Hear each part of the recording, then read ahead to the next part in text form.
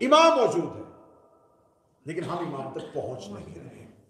اب میں ابھی تھوڑی دیر پہلے دوستوں میں بھی یہ بات کر رہا تھا کہ اب ہم نے دیکھنا یہ ہے کہ امام کی غیبت کا راز کیا ہے. امام کی غیبت کے راز کو جب ہم دیکھتے ہیں تو ہمیں ایک بات کی تھپکی دے کے سلا دیا جاتا ہے کہ صاحب یہ حکم پروردگار سے ہے اور وہ اللہ نے ابھی حکم نہیں دیا، جب وہ حکم دے گا تو پھر یہ ظاہر ہو جائیں گے. اچھا، پھر ہمیں بتایا جائے کہ کائنات میں جب جس نے کلی اختیار امام کو دے دیا تھا تو اس نے امام کا اختیار امام کو کیوں نہیں دیا؟ یہ بہت نئی باتیں ہیں جو میں آپ کی کروں گا، اور ہمیشہ نئی بات جو ہے وہ لوگوں کو پریشان بھی کر دیتی ہے اور لوگ اس چیز کو جلدی قبول بھی نہیں کرتے، اس لیے کہ جب رسول نے مکہ میں دین بتایا تھا تو لوگوں نے کہا تھا یہ ہمارے لیے نیا ہے، ہم اس کو جلدی قبول اس لیے نہیں کریں گے کہ ہم نے ایسا پہلے کبھی سنا ہی نہیں. اب سوال یہ ہے کہ جب وہ امام جسے اللہ نے کلی اختیار دیے ہوئے ہیں، اسے مدبر بنایا ہوا ہے، تو اس کا اپنے ظہور پہ اختیار کیوں نہیں؟ یعنی کہ وہ یہاں آ کے محتاج کیوں ہو گیا کہ میں ظہور نہیں کر سکتا؟ اس کا مطلب ظہور کا اختیار بھی امام ہی کے پاس ہے، وہ جب چاہیں وہ ظاہر ہو سکتے. اب اس سے اگلے سینے پہ آ جائیے، اگر یہ سارا ظہور امام کے چاہنے پہ مبنی ہے تو وہ ابھی تک چاہ کیوں نہیں رہے؟ اب یہاں ہمیں روایات بتاتی ہیں کہ امام ظہور اس لیے نہیں فرما رہے کہ امام پردے میں ہیں اور امام رو بھی رہے ہیں، امام شدت میں بھی ہیں، امام گریہ بھی کر رہے ہیں. تو امام گریہ کر رہے ہیں اور ان کے اختیار میں ہے ظاہر ہونا، تو وہ ظاہر کیوں نہیں ہو رہے؟ صاحب ہمیشہ انسان کی فطرت ہے یہ اپنا الزام دوسرے کے سر پہ دیتا ہے، یہ ہمیشہ کوشش کرتا ہے کہ اپنی کمی کو چھپانے کے لیے کسی کا سہارا ڈھونڈے. بھئی آپ نے نماز کیوں نہیں پڑھی تو فوراً کوئی نہ کوئی ایسا سہارا ڈھونڈنا کہ میں اپنی غلطی اس کے سر پہ ڈالوں. لباس ٹھیک نہیں تھا، کاروبار میں جانے کی ذرا جلدی تھی، آفس کا ٹائم چینج ہو گیا تھا. اب ہم نے کیا کیا؟ ہم نے اپنا قصور جو ہے یہ بھی امام پہ ڈال دیا. ان کے پاس اختیار ہے، وہ جب چاہے ظاہر ہو سکتے ہیں. جب امام کی طرف ربط ہوا اور امام سے پوچھا گیا کہ بادشاہ آپ ظاہر کیوں نہیں ہو رہے جب آپ کے پاس آپ کا اختیار ہے؟ تو فرمایا تمہاری وجہ سے، کیونکہ میں نے ظاہر نہیں ہونا، میں نے قیام کرنا ہے. اگر میرے بعد بھی کوئی امام ہوتا تو جیسے مجھ سے پچھلے اماموں نے ہر دور کے حالات میں خاموشی بھی اختیار کر لی، گوشہ نشینی بھی اختیار کر لی، زہر والا انگور بھی کھا لیا، زہر والی کھجور بھی کھا لی، زہر والا دودھ بھی پی لیا، میں بھی ایسا کر لیتا، لیکن میرے بعد امامت نہیں. اب آخری قیام میں نے ہی کرنا، اور قیام تب تک نہیں ہوتا جب تک لشکر نہ ہو. میں نے آپ کی پچھلی مجالس میں ایک ڈیڑھ گھنٹہ میں اس بات پہ مسلسل ہسٹری میں بولتا رہا ہوں، امام حسن علیہ السلام نے قیام کیوں نہیں کیا؟ کیا لڑنا نہیں جانتے تھے؟ کیا تلوار نہیں تھی پاس؟ قیام نہ کرنے کی وجہ قلت انصاف، لشکری نہیں، کیوں قیام کریں؟ اور یہ بھی بات یاد رکھیے گا، امام کو اپنی طاقت کے لیے لشکر کی ضرورت نہیں ہوتی، امام کو لشکر کے لیے لشکر کی ضرورت ہوتی کہ کم از کم یہ میرے پیچھے آئیں تو صحیح تاکہ ان کی عاقبت صحیح ہو. اب امام کو اپنے لشکر میں تم نے امام کے لشکر میں نہیں جانا، امام نے تمہیں اپنے لشکر میں شامل کرنا. اگلا لفظ اور آسان کر دو، تمہاری امام کو ضرورت نہیں، تمہیں امام کی ضرورت ہے.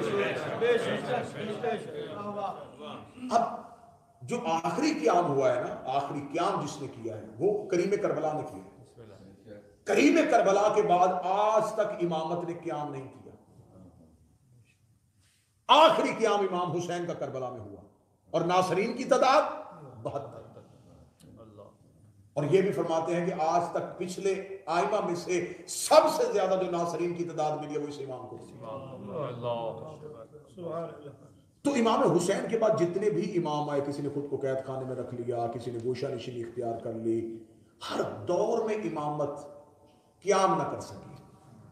اب اگر اس امام کے بعد بھی کوئی امام ہوتا تو شاید یہ امام بھی हालात दुनिया को देखते हुए तुम लोगों पे तवक्कल न करते, लेकिन अब क़याम वाजिब है, अब क़याम जरूरी है। अब जब क़याम जरूरी है तो अब इसका मतलब है कि ज़हूर रुका हुआ है हमारी वजह से। ज़हूर की होने की ना वजह हम खुद हैं। अब यहां पर आम फहम में दलीलें नहीं दूंगा कि देखें किरदार अच्छे नहीं हैं, ये अच्छा नहीं हो रहा, ये अच्छा नहीं हो रहा। सबसे पहली बात जो इमाम के लिए जरूरी है, इमाम के ज़हूर के लिए, इमाम के रस्ते को हमवार करने के लिए, कि आपको इमाम के साथ क़याम ज़ात के लिए नहीं, इमाम के लिए करना। मैंने आपको पिछली मजालिस में बताया कि कूफा वालों ने खतूत लिखे। खत कब लिखे? जब उनके ऊपर जालिम हाकम आ गया। अब उन्हें खबर थी कि ये गर्दन भी काट रहा है, ये हमारे बच्चे भी मार रहा है।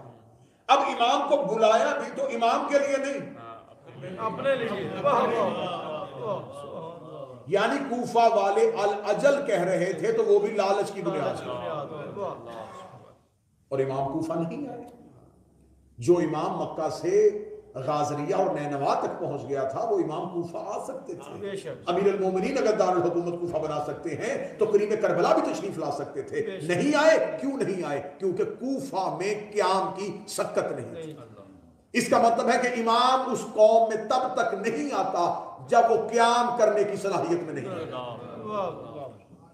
अब हमारे पास क़याम करने की सलाहियत और हमारे पास क़याम करने की सकत क्या है? हम चाहते हैं कि इमाम ज़हूर फरमाएं और हमें मुश्किलों से निकालें, हमें मुसीबतों से निकालें।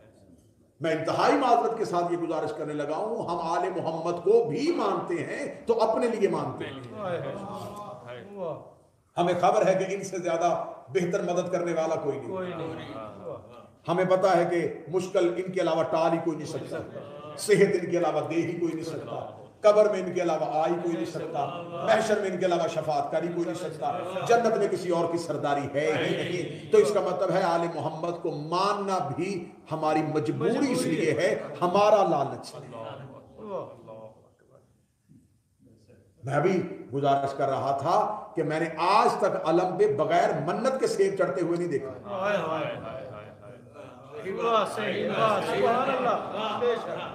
मैं इंतहाई माजरत के साथ कहूंगा, हमने अलम पे सेब भी रखा तो मन्नत का रखा, ये मुराद पूरी करें तो ये सेब।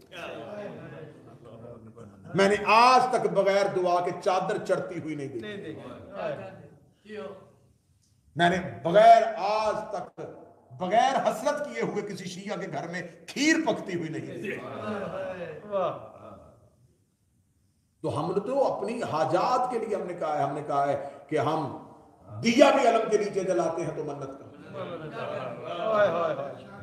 का दिया ना जलाओ, इश्क का दिया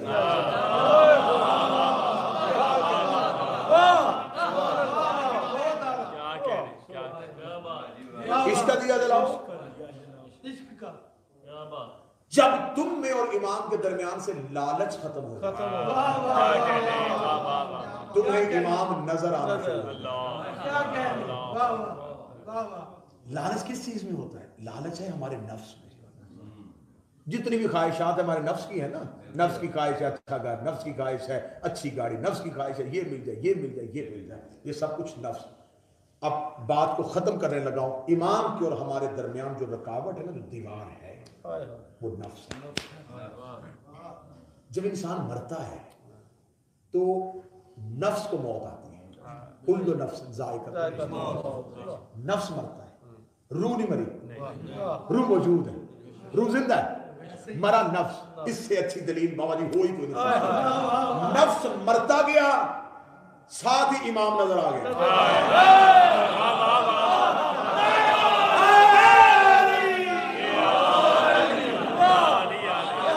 ये कब्र में अली क्यों नजर आया? ये सरहाने अली की कुर्सी क्यों नजर आई? वही अली जो दुनिया में 70 साल नजर नहीं आया, वो कब्र की कोठरी में क्यों नजर आया? इसलिए कि नफ्स मर गया है। तुम जिंदगी में नफ्स मारो, इमाम अभी नजर आना चाहिए।